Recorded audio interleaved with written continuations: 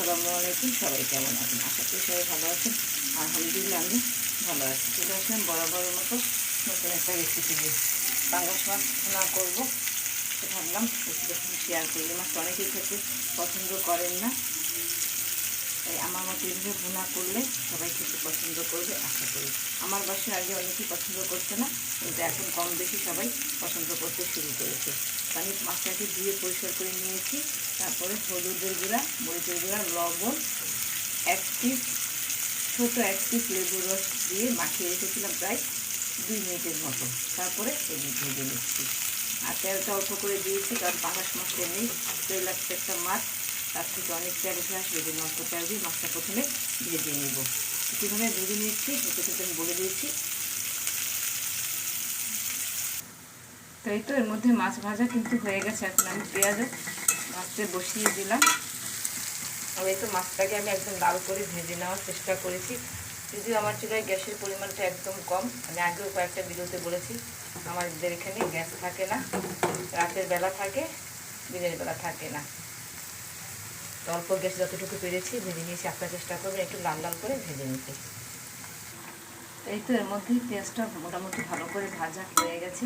আর পেঁয়াজটা চেষ্টা করবেন একটু লাল করে ভেজে নিতে।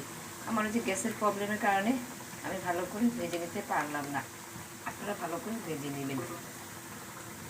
আর এখানে আমি সব মশলা একসাথে গুলিয়ে রেখেছিলাম। ফ্রোজেন করা টমেটো আছে, হলুদের গুঁড়া, মরিচের গুঁড়া, জিরার গুঁড়া, আদা বাটা, রসুন বাটা, মতো পানি, লবণ দিয়ে 5 মিনিটের মতো গুলিয়ে রেখেছিলাম। এখন দিয়ে দিলাম, আর সাথে আমি একটু ফ্রোজেন করা টমেটো দিয়ে দিয়েছি। এটাকে ভালো করে আমি এখন জাল করে নিব, একদম ভালো করে কষিয়ে নিব।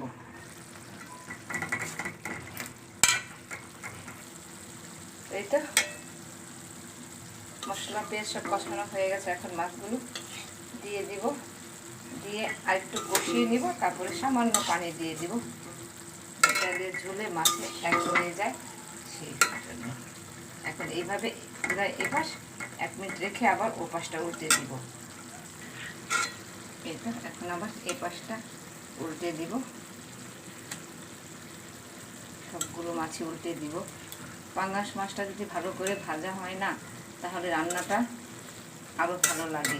আর তখন মন চাইবে যে ভাজাটাই খেয়ে ফেলি, বোনার আর দরকার নেই। বলেছিলাম ভিডিও শুরুতে অনেকেই পাঙ্গাস মাছটা খেতে চান না, তারা এইভাবে ভুনা করলে অবশ্যই খাবেন। যারা পছন্দ করে না তারা পছন্দ করা শুরু করে দিবে। আর আমার বাসায় তো বললাম অনেকেই পছন্দ করতো না, তারা এখন সবাই পাঙ্গাস মাছটা খুব পছন্দ করে যদি আমি এইভাবে ভুনাটা করে দিই তাহলে।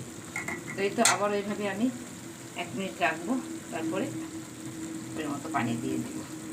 তো এইভাবে রাখলাম, দিয়ে দেবো 2টা কাঁচামরিচ বটু সহ। আর এখন দিয়ে দেবো সামান্য পানি।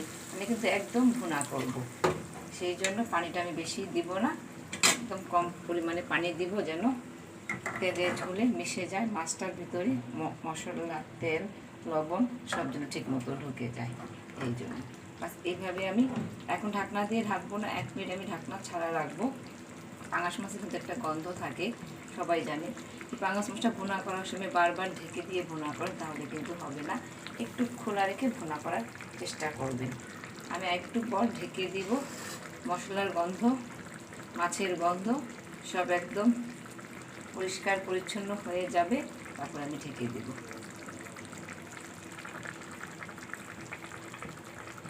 এই তো সব দেওয়া হয়ে গেল। এখন আমি ঢাকনা দিয়ে ঢেকে দিব। ঢাকনা দিয়ে ঢেকে দিব কিছু সময়ের জন্য। নামানোর ঠিক 1 মিনিট আগে সামান্য গরম মশলার গুঁড়া দিয়ে দিব। তারপর চুলার উপরে 1/2 মিনিট রাখবো, মানে আধা মিনিট রাখবো, রেখে নামিয়ে ফেলবো। একটু ভুনাটা মোটামুটি কমপ্লিট হয়ে আসছে। এখন আমি সামান্য গরম মশলার গুঁড়া দিয়ে দেবো। এখানে কিন্তু এলাচ, দারচিনি, তেজপাতা, জিরা, লং, গোলমরিচ সবই আছে। বেশি না, অল্প দিব, ব্যাস। সামান্য বলেছিলাম, একদম সামান্য দিয়েছি। চারপাশটা একটু কাছিয়ে দেবো। আপনারা চাইলে ধনে পাতাটাও দিতে পারেন, খারাপ লাগবে না, ভালো লাগবে।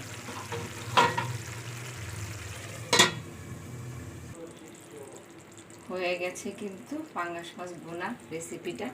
কি সুন্দর যে গন্ধ বেরিয়ে আসছে, মানে গন্ধ শুনেই মুগ্ধ। যারা খাবে না তারা তো খেতে বসে পড়বে। আমি কিন্তু এখন চুলাটা অফ করে দিয়েছি, চুলাটা কিন্তু জ্বালানো না, আমি দেখাচ্ছি। এই যে চুলাটা কিন্তু বন্ধ, দেখতে পাচ্ছেন নিশ্চয়ই। আর তারপর চুলার উপরে রাখবো আমি, ঢাকনা দিয়ে ঢেকে রাখবো। যখন খাবার টেবিলে সব রেডি করব, ঠিক তখনই আমি এই পাঙ্গাস মাছের রেসিপিটা টেবিলে দিয়ে দিব। অসাধারণ একটা ফ্লেভার চলে আসবে, আর এই ফ্লেভারেই সবাই খেতে চাইবে।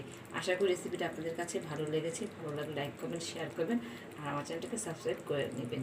তাহলে আমার পরবর্তী ভিডিওগুলো আপনারা দেখতে পাবেন। আর যারা আমার চ্যানেলে নতুন তাদেরকে আমি স্বাগত জানাই। তাদের কাছেও আমার রিকোয়েস্ট থাকবে আমার চ্যানেলটা অবশ্যই সাবস্ক্রাইব করে নেবেন, তাহলে আমার সবগুলো ভিডিও আপনারা পেয়ে যাবেন। তাই তো এখন ঢাকনা দিয়ে ঢেকে রাখবো, গন্ধটা উড়ে চলে যাবে, উড়ে না যায় যেন, সেজন্য আমি ঢেকে রাখবো। আসসালামু আলাইকুম, সবাই ভালো থাকবেন, সুস্থ থাকবেন, আল্লাহ হাফেজ।